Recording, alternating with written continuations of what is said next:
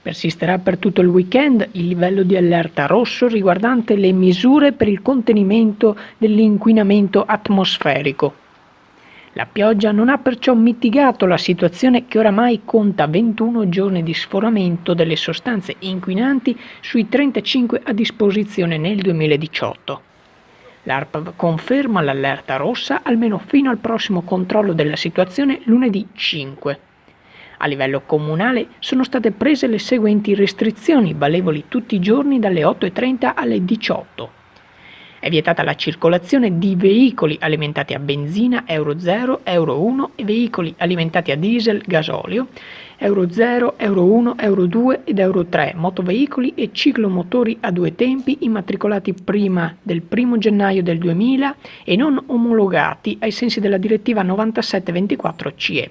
È vietato per tutti i veicoli sostare con il motore acceso.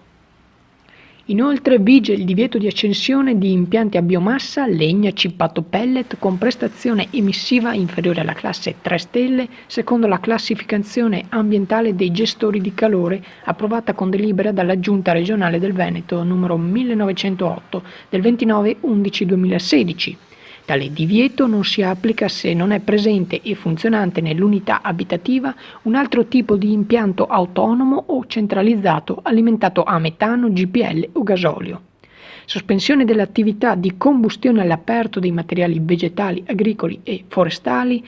Vige inoltre il divieto di falò rituali, barbecue e fuochi d'artificio a scopo di intrattenimento, salvo deroghe. Swishammer Channel News, Padova.